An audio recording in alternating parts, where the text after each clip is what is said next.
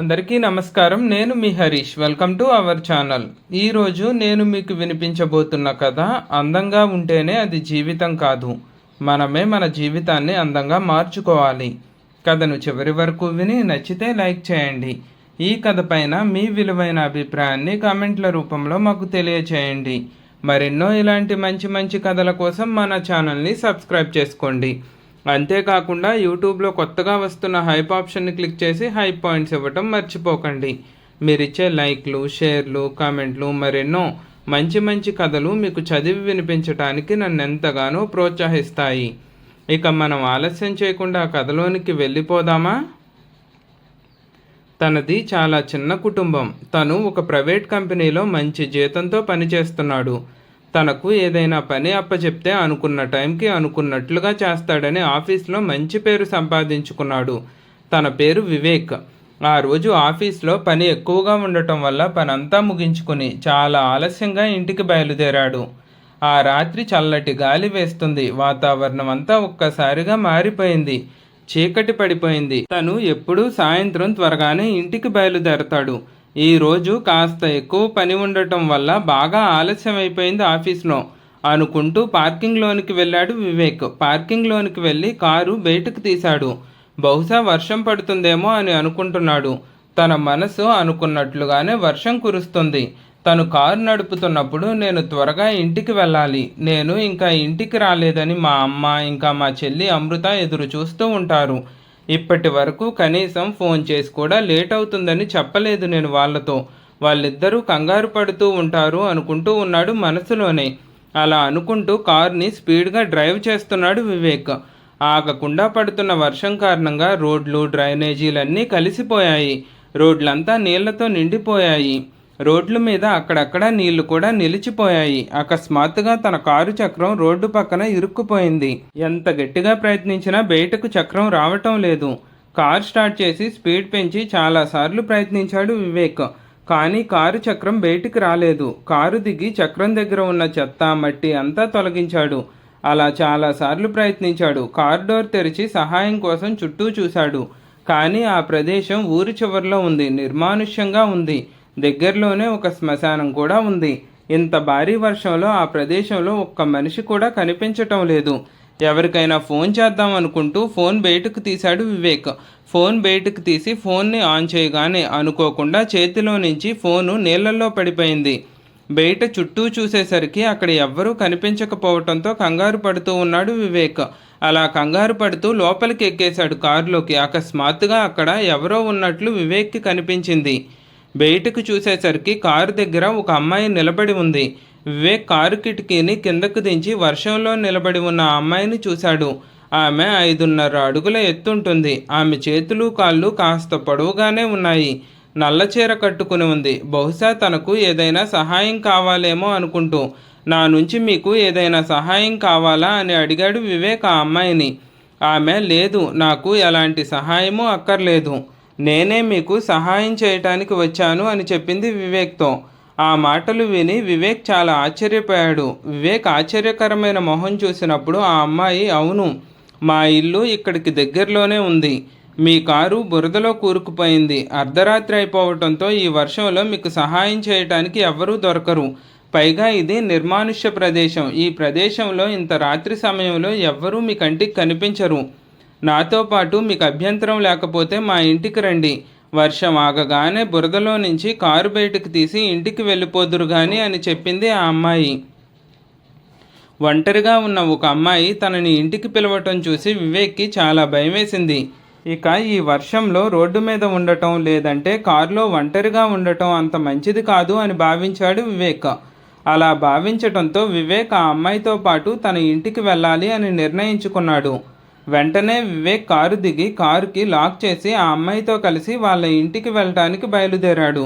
కానీ వివేక్ ఆ అమ్మాయి మొహం ఇప్పటి వరకు సరిగ్గా చూడలేదు. ఆమె కాస్త ముందు నడుస్తుంది. తన జుట్టు మాత్రమే కదులుతూ కనిపిస్తుంది.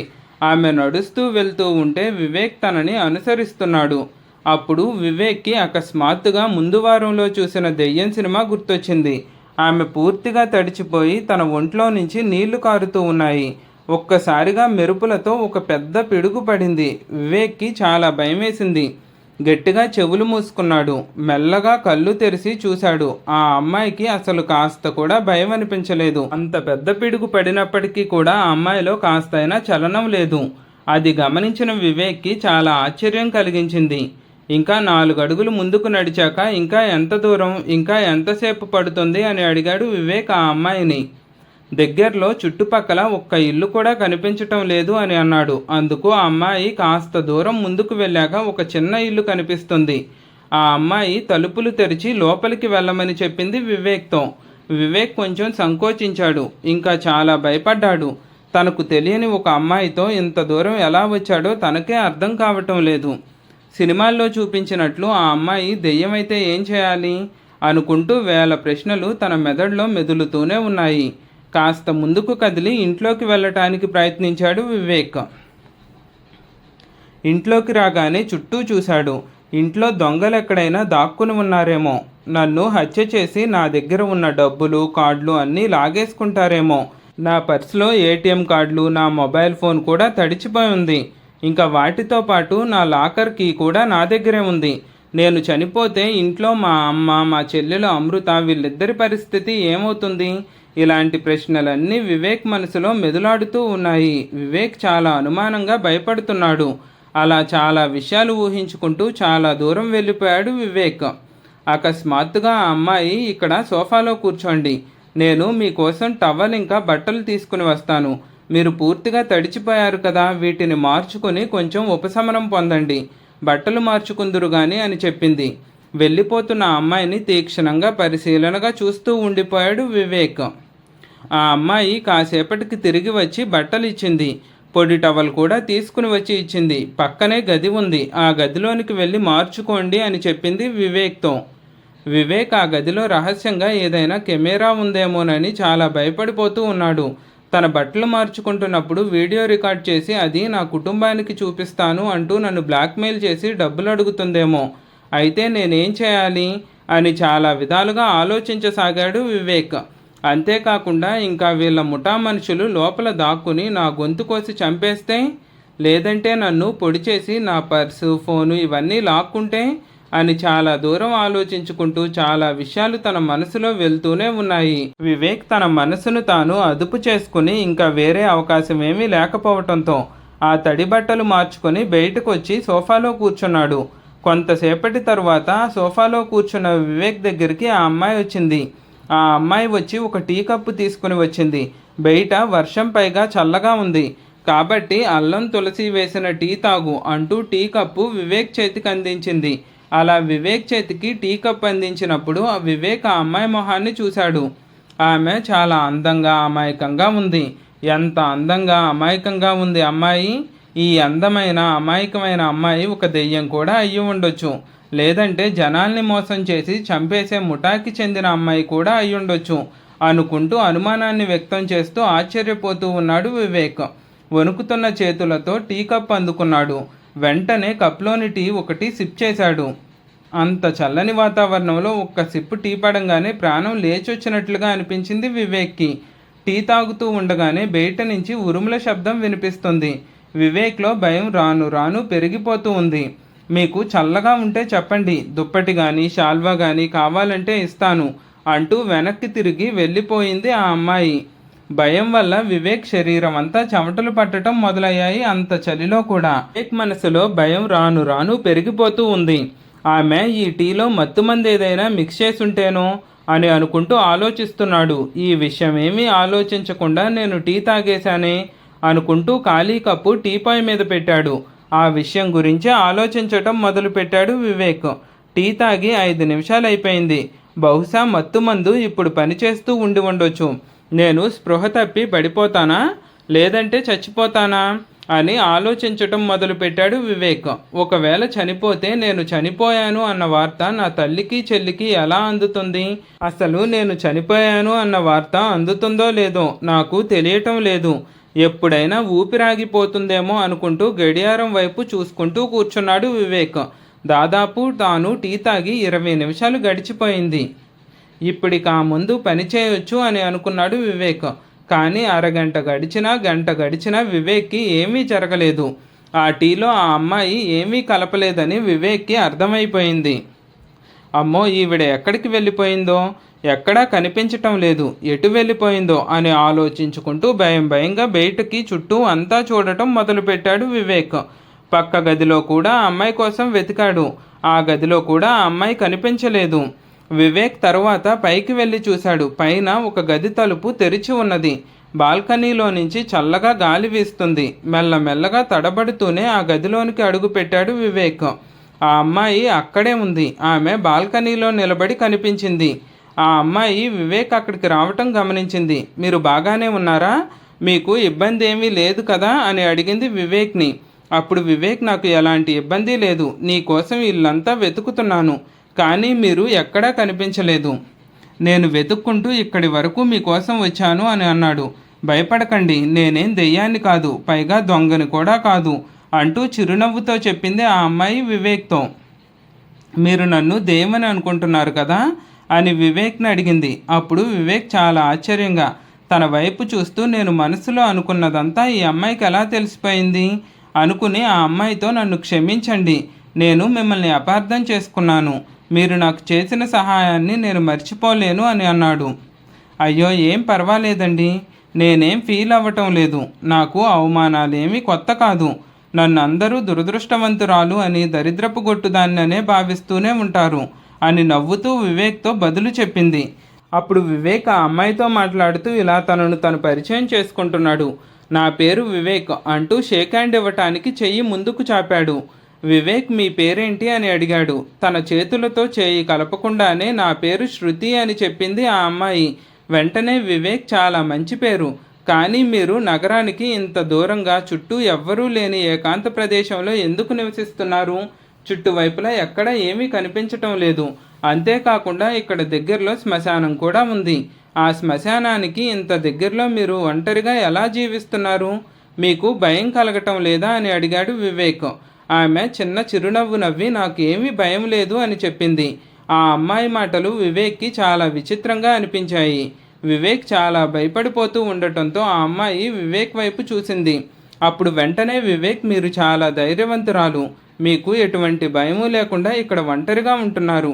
ఇలాంటి ప్రదేశంలో ఒంటరిగా ఉండాలంటే చాలా ధైర్యం కావాలి, కానీ మీరు ఒంటరిగా ఇక్కడ ఎందుకు ఉంటున్నారు అని వివేక్ అడగగానే, శృతి, నేను ఒంటరిదాన్నే, ప్రస్తుతానికి నాకు ఎవ్వరూ లేరు, నేను ఒంటరిగానే ఇక్కడ నివసిస్తున్నాను.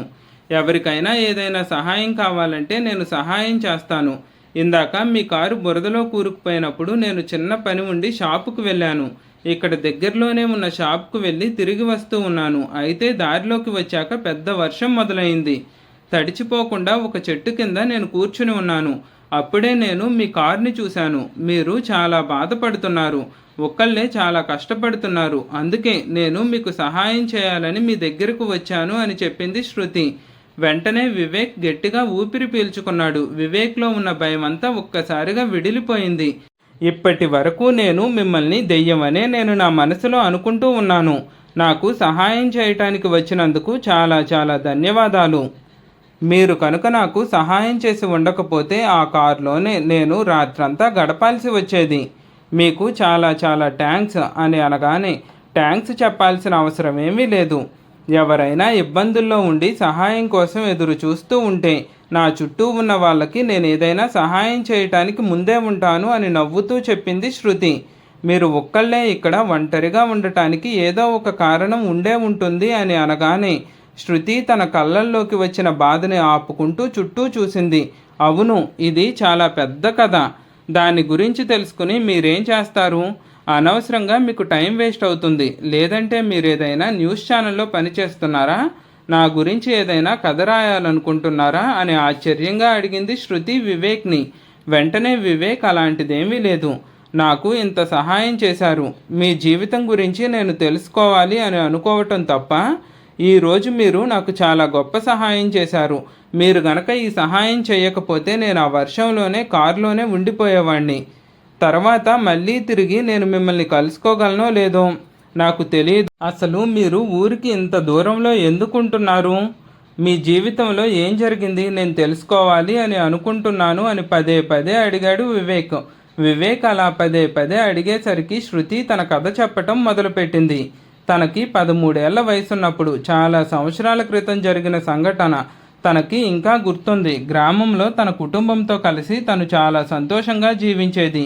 శృతికి 2 అన్నయ్యలు, 1 చెల్లెలు కూడా ఉంది. కానీ శృతి తల్లిదండ్రుల దగ్గర అంత డబ్బు లేదు. ఆ పిల్లల్ని పోషించటానికి వారి దగ్గర అంత సామర్థ్యం లేదు. శృతి వాళ్ళ అమ్మా నాన్నలిద్దరూ చిన్న చిన్న పనులు చేసేవాళ్ళు. శృతి 2 అన్నయ్యల తర్వాత పుట్టిన ముద్దుల చెల్లెలు. అన్నయ్యలిద్దరితో చెల్లెళ్లతో ఆ జీవితాన్ని చాలా ఆనందంగా గడిపేది. అందరూ ఒకే స్కూల్లో చదువుకునేవారు. తను రోజు స్కూల్కి వెళ్ళే దారిలో ఒక ఫ్యాన్సీ షాప్ ఉండేది.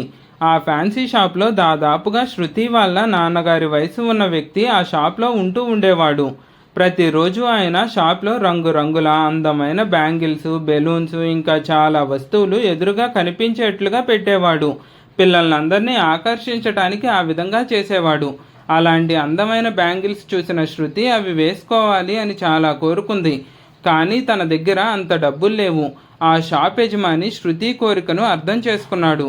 ఆ గాజులు చూపిస్తూ, "ఏం పాపా, నీకు ఇవి కావాలా?" అని అడిగాడు శృతిని. అప్పుడు శృతి, "నా దగ్గర డబ్బులు లేవు" అని చెప్పింది. "డబ్బులు లేకపోయినా ఏమీ పర్వాలేదు, నీకేమేం కావాలో అవన్నీ తీసుకుందువు గాని రా" అంటూ లోపలికి పిలిచాడు శృతిని. కావాల్సిన వస్తువులన్నీ ఇచ్చి శృతితో తప్పుగా ప్రవర్తించటం మొదలుపెట్టాడు ఆ ఫ్యాన్సీ షాపు ఓనరు. మెల్లమెల్లగా అతను శృతిని లైంగికంగా వేధించాడు. శృతి చాలా అరిచింది, కానీ తన గొంతు వినటానికి అక్కడ ఎవ్వరూ లేరు. ఆ తరువాత ఆ విషయం ఎవ్వరికీ చెప్పొద్దని శృతిని బెదిరించాడు ఆ వ్యక్తి. తనని బయటకు పంపించేశాడు. "ఒకవేళ ఈ విషయం గనక ఎవరితోనైనా చెప్తే మీ అమ్మా నాన్నల్ని చంపేస్తాను, లేదంటే ఊరి నుంచి తరిమేస్తాను" అని అతను చెప్పిన మాటలకి శృతి చాలా భయపడిపోయింది. ఆ రోజు నుంచి ఇంట్లో కూడా శృతి చాలా మౌనంగా ఉండటం మొదలుపెట్టింది. సరిగ్గా తిండి కూడా తినటం లేదు, చదువుకోవటం కూడా మానేసింది. "నేను స్కూల్కి వెళ్ళను, ఫ్రెండ్స్తో ఆడుకోను" అని మొండిగా వాదించటం మొదలుపెట్టింది శృతి. కూతురులో కలిగిన ఆ మార్పుకి, ఆ ప్రవర్తన చూసినప్పుడు శృతి తల్లి చాలా ఆందోళన చెందింది. రోజు ఎంతో సంతోషంగా స్కూల్కి వెళ్ళే తన కూతురు స్కూల్కి వెళ్ళనని, ఫ్రెండ్స్తో ఆడుకోనని ఎందుకు మారం చేస్తుందో తనకు అర్థం కావటం లేదు. శృతిలో ఒక్కసారిగా వచ్చిన ఆ మార్పును తను గ్రహించలేకపోతుంది. ఒకరోజు శృతిని దగ్గర కూర్చోబెట్టుకుని వాళ్ళ అమ్మ ఇలా అడిగింది, "అమ్మ శృతి, ఏం జరిగింది? నువ్వు చాలా రోజుల నుంచి ఎందుకు మౌనంగా ఉంటున్నావు? ఏదైనా ఉంటే నాతో చెప్పు. నీ సమస్య ఏదైనా సరే, నేను ఒక చక్కటి పరిష్కారాన్ని కనుగొంటాను. నీకోసం నేను ఎక్కడికైనా వెళ్తాను" అని చాలా ప్రేమగా శృతిని ఒళ్ళో పడుకోబెట్టుకుని అడిగింది శృతి తల్లి. అప్పుడు శృతి ఏడుస్తూ ఆ ఫ్యాన్సీ షాప్ అతను నాతో చెడుగా ప్రవర్తించాడని ఏడుస్తూ చెప్పింది. అప్పుడు శృతి తల్లి కోపంగా, "ఎవరతను? అతను నీతో ఎందుకు అలా ప్రవర్తించాడు?" అని అడిగింది శృతిని. "అతను ఫ్యాన్సీ షాప్ యజమాని" అని చెప్పింది శృతి. అప్పుడు శృతి తల్లికి చాలా కోపం వచ్చింది. కూతురు విషయంలో జరిగిన అన్యాయాన్ని శృతి తల్లి తట్టుకోలేకపోతుంది. అప్పుడు శృతిని తన తల్లి ఈ విధంగా అడుగుతుంది, "నువ్వు అక్కడికి ఎందుకు వెళ్ళావు? అసలు వాళ్ళందరూ చాలా ధనవంతులు, పైగా రాజకీయ పలుకుబడి ఉన్న వ్యక్తులు. మనం ఈ విషయంలో ఎవరికన్నా చెప్పినా, ఎవరి సహాయమైనా కోరినా మన మాటలు ఎవరు వింటారు? నువ్వు ఈ విషయం మీ నాన్నకు చెప్పొద్దు. మీ నాన్నకు చెప్తే మీ నాన్నకి చాలా కోపం వస్తుంది. కానీ అంత పలుకుబడి ఉన్న వ్యక్తుల్ని మనం ఎదుర్కోలేము" అని చెప్పి తల్లి చెప్పగానే శృతి భయంతో నిశ్శబ్దంగా కూర్చుంది. శృతి ఆ రోజు నుంచి పిల్లలెవ్వరితోనూ ఆడుకోవటానికి కలవలేదు. సమాజంలో మహిళలు ఎన్నో కష్టాలు పడాల్సి వస్తుంది. తప్పు జరిగినా కూడా వాళ్ళు ఎవ్వరికీ చెప్పుకోలేరు. చెప్తే ఏం జరుగుతుందో అన్న భయం ఆ వయసులో తమ మనసులోనే చాలా ప్రశ్నలున్నాయి. నా తప్పేమీ లేకుండా బ్రతికున్న శవంలా పడుండాల్సి వస్తుంది అనుకుంటూ చాలా బాధపడుతుంది శృతి. కానీ శృతి వాళ్ళమ్మ కూతురు ఆ పరిస్థితిని, ఆ బాధని, ఆ వేదనని చూడలేకపోయింది. కొన్ని రోజులు గడిచిన తరువాత శృతి తల్లి శృతి చేయి పట్టుకుని తన తండ్రి దగ్గరకు తీసుకుని వెళ్ళింది. ఆమె తన తండ్రికి జరిగిందంతా వివరించి చెప్పింది. అది విన్న తన తండ్రి చాలా ఆశ్చర్యపోయాడు. ఇంకా కోపం కూడా తనకు తారాస్థాయికి చేరుకుంది. "పిల్లల్ని జాగ్రత్తగా చూసుకోకుండా ఏం చేస్తున్నావు? వాళ్ళు ఏం చేస్తున్నారు, ఎక్కడికి వెళ్తున్నారు, ఇవన్నీ పట్టించుకోవాల్సిన అవసరం నీకు లేదా?" అంటూ శృతి తండ్రి తన తల్లి మీద చాలా గట్టిగా కేకలు వేశాడు.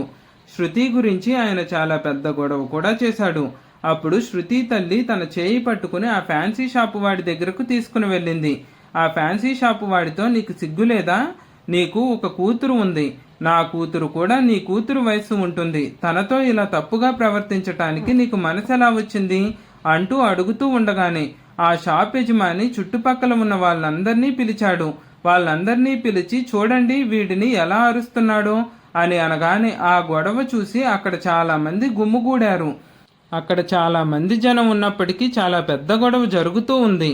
అప్పుడు ఆ షాప్ యజమాని, చూడండి నా కూతురు వయసున్న ఈ అమ్మాయి నా గురించి చెడుగా మాట్లాడుతుంది, సమాజంలో నా పేరు ఇంకా పరువు తీయాలి అని చూస్తుంది.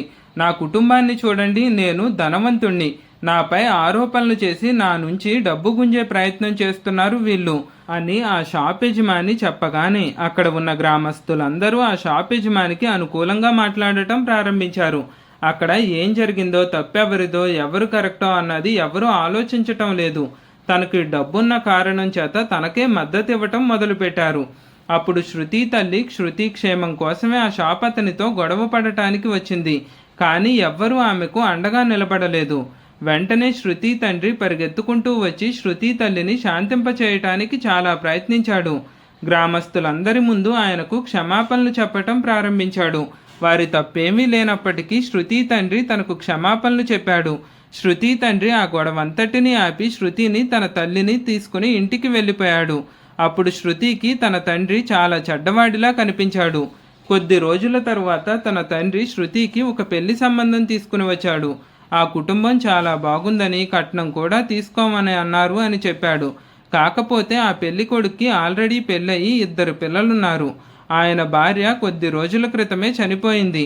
పిల్లల్ని చూసుకోవటానికి అతను మళ్ళీ పెళ్లి చేసుకోవాలి అని అనుకుంటున్నాడు అని చెప్పాడు. నువ్వు ఆ పిల్లలకు తల్లిగా మారి ఎందుకు చూసుకోలేవు? ఆ ఇంట్లో వేరే ఎవ్వరూ ఉండరు అంటూ శృతి తండ్రి చెప్పాడు శృతితో.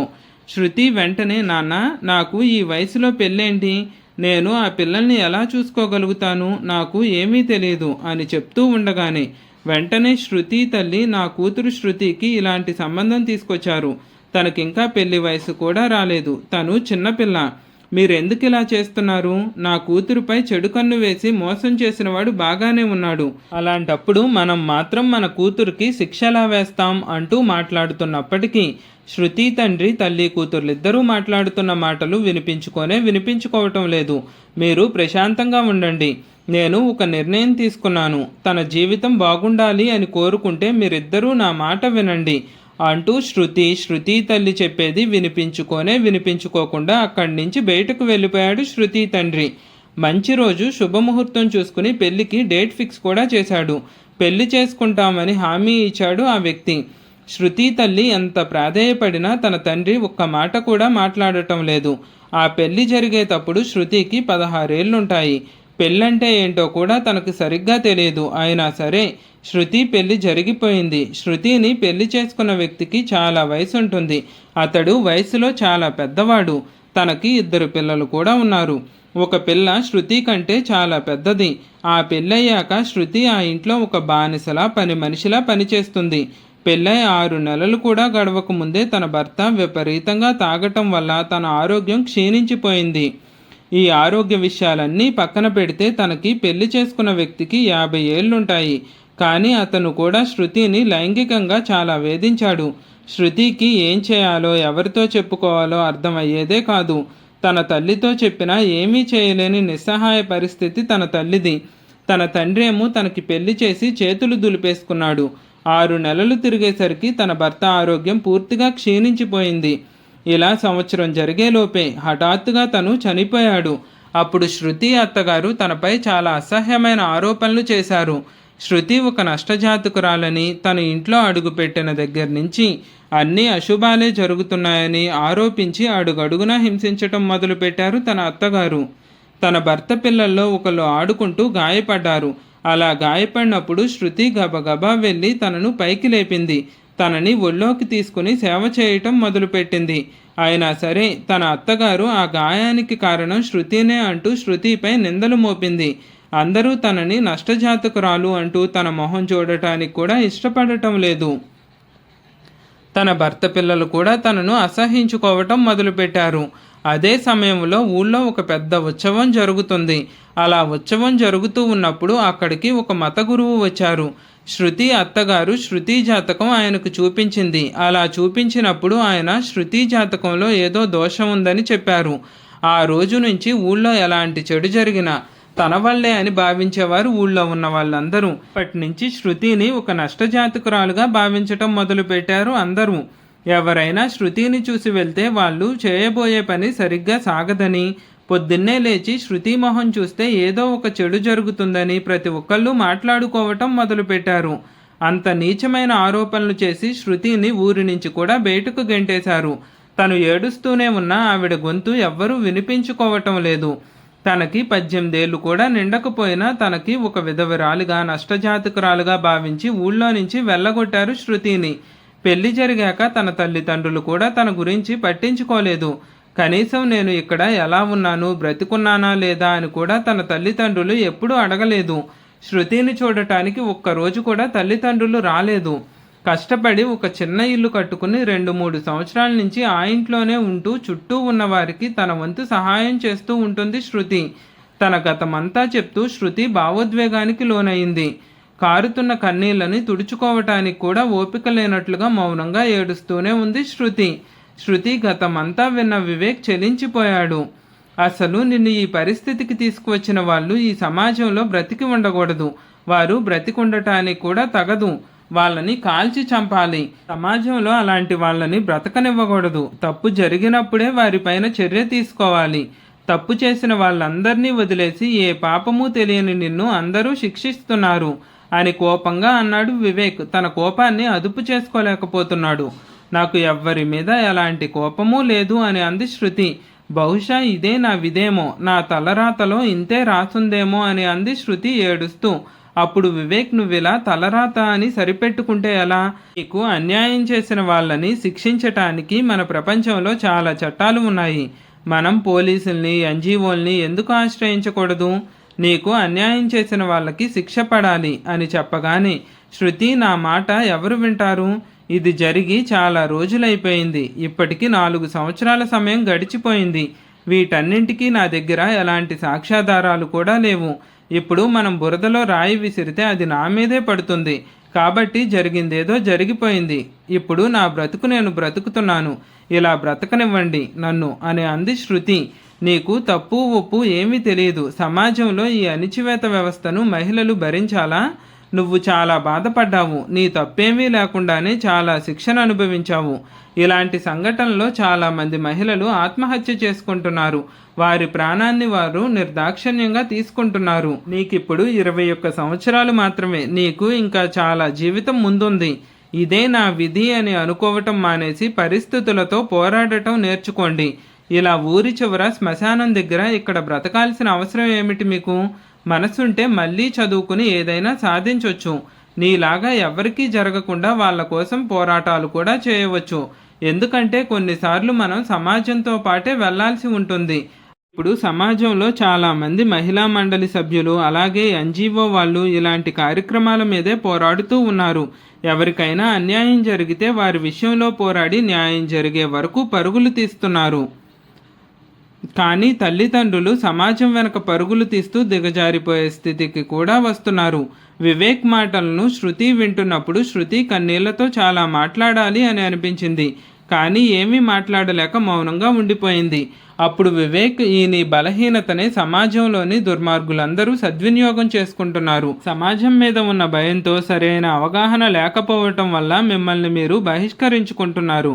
మీరు ముందడుగు వేయండి, హక్కుల కోసం పోరాడండి అని చెప్పాడు వివేక్. శృతి చిన్నగా నవ్వింది. ఎందుకు నవ్వుతున్నారు? సమాజంలో ఇలాగే ఉంది. ఇది ఒక పితృస్వామి సమాజం. మగాడు 1000 తప్పులు చేసినా ఎవ్వరూ పట్టించుకోరు. అదే మహిళా విషయంలో చిన్న తప్పు జరిగినా అందరూ ఆవిడ్నే నిందిస్తారు, ఆవిడ్నే దోషిలాగా నిలబెడతారు. కానీ కాలమంతా ఇప్పుడు మారిపోయింది. ఇప్పుడు మహిళలకు అనుకూలంగా చాలా చట్టాలు వచ్చాయి అని చెప్తూ ఉండగానే శృతి ఆ సంభాషణ ముగిస్తూ, చాలా ఆలస్యం అయిపోయింది.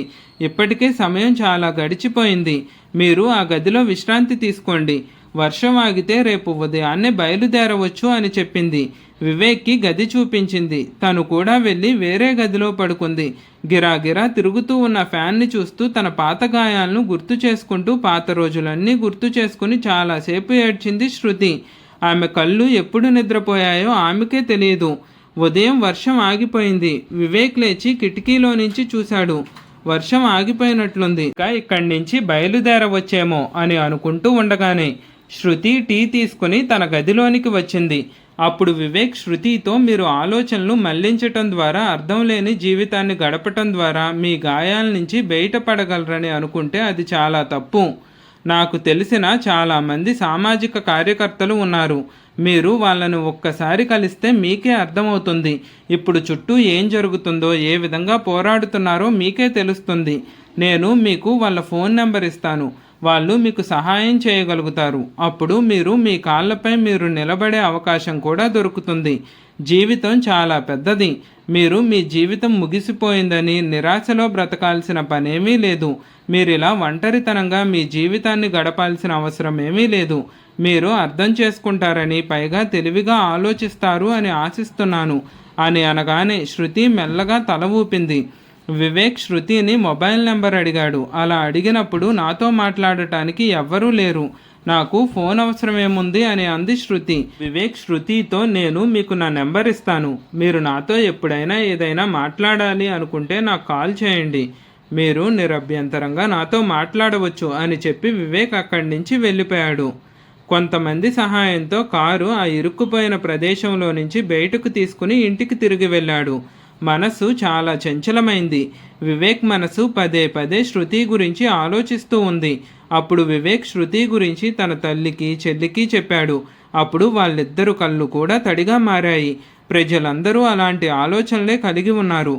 ఏం జరిగినా సమాజంలో ఆడదాన్నే నష్టజాతకురాలంటూ నిందలు వేసే పరిస్థితులే చుట్టూ ఉన్నాయి అని అంది వివేక్ తల్లి. ఆ తరువాత వివేక్ ఆమెను 2-3 సార్లు కలిశాడు. మహిళలకు విద్యాబుద్ధులు నేర్పి వాళ్ళ కాళ్ళ మీద వాళ్ళు నిలబడేలా చేసే ఎన్జిఓల గురించి కూడా ఆరా తీశాడు. అలా ఆరా తీసి వాళ్ళకి శృతి గురించిన ఇన్ఫర్మేషన్ ఇచ్చాడు. కొంతమంది మహిళలు వెళ్ళి శృతిని కలిశారు. తనతో మాట్లాడి వాళ్ళ కంపెనీకి తీసుకుని వెళ్ళారు శృతిని. అక్కడ శృతి కొన్ని కోర్సులు కూడా నేర్చుకుంది. ఉద్యోగం చేయటం కూడా మొదలుపెట్టింది. సంవత్సరం గడిచిపోయింది. అప్పుడప్పుడు వివేక్ శృతిని కలుస్తూ ఉండేవాడు. ఒక్కొక్కసారి అయితే శృతిని దూరం నుంచి చూసే వెళ్ళిపోయేవాడు. ఒకరోజు అకస్మాత్తుగా వివేక్ శృతి ముందు కారు ఆపాడు. ఒక్కసారిగా వివేక్ శృతి ముందు కారు ఆపటాన్ని చూసి శృతి ఆశ్చర్యపోయింది.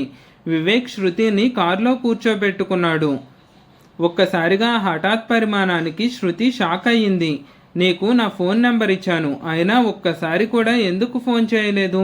నాతో మాట్లాడాలి అని కూడా మీకు అనిపించలేదా? ఫోన్ చేసి నేను బాగున్నానా లేదా అనైనా అడగొచ్చు కదా. మీరెలా ఉన్నారో చూద్దామని వచ్చాను అని అనగానే శృతి నవ్వుతూ, మంచి మనసున్న వాళ్ళు ఎప్పుడూ బాగానే ఉంటారు. మీరు ఎల్లప్పుడూ మంచిగానే ఉంటారని నాకు తెలుసు. మీరు నాకు చాలా గొప్ప ఉపకారం చేశారు. ఇప్పుడు నేను ఎవరి సహాయం కోసమూ చూడకుండా నా కాళ్ళ మీదే నేనే నిలబడేలా చేశారు. మీరు నాకు కొత్త జీవితాన్ని ఇచ్చారు అని అంది శృతి. అప్పుడు వివేక్, నేను ఇప్పుడు నిన్ను ఒక చోటుకి తీసుకువెళ్ళాలి అని అనుకుంటున్నాను అని వివేక్ శృతితో చెప్పగానే జీవితంలో అందరి చేతిలో మోసపోయిన శృతి వివేక్ని కనీసం ఎక్కడికి వెళ్తున్నావు అని కూడా అడగలేదు. కానీ కారులో వెళ్తున్నప్పుడు ఆమె ఆ దారి చూసి భావోద్వేగానికి లోనయ్యింది. వివేక్ తనని తన గ్రామానికి తీసుకుని వెళ్ళాడు. కారు మెల్లగా ఫ్యాన్సీ షాప్ దగ్గర ఆగింది.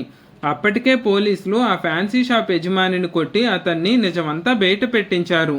అప్పుడు శృతి చాలా కోపంతో ఆ కిరాతకుణ్ణి గట్టిగా కొట్టింది. నా జీవితాన్ని నాశనం చేస్తావా అంటూ ప్రశ్నించింది. అప్పుడు నేను అమాయకురాల్ని, అయితే ఇప్పుడు నేను ధైర్యవంతురాల్ని అంటూ తనని కొట్టడం మొదలుపెట్టింది శృతి. కోర్టు అతనికి జీవిత ఖైదు ఇంకా 10 లక్షల జరిమానా కూడా విధించింది. శృతి విషయంలో చేసిన అన్యాయానికి ఆ షాప్ అతనికి ఇప్పుడు తగిన శిక్ష పడింది. వివేక్ శృతి చేయి పట్టుకుని తన్ను ఓదార్చాడు. చెడ్డ పనులకి ఎప్పుడైనా శిక్ష పడుతుంది అని నీకు ఎప్పుడైనా అర్థమైందా? నీ జీవితం ముగిసిపోయింది అనుకున్న ఈ స్థలంలోనే నిన్ను కొత్త జీవితం ప్రారంభించేలా చేశాను. దీనివల్ల నీ గాయం మానదు అని నాకు తెలుసు, కానీ నిన్ను నువ్వు సంభాళించుకో. అని చెప్పి వివేక్ తనని ముందుకు నడిపించాడు. మనకి ఇంకో పనుంది అంటూ వివేక్ శృతిని మరొక స్థలానికి తీసుకుని వెళ్ళాడు. అది మరేదో కాదు, అది శృతి వాళ్ళ ఇల్లు. ఆమె తండ్రి మంచం మీద కూర్చుని ఉన్నాడు. శృతిని కారులోనే ఉండమని చెప్పాడు వివేక్.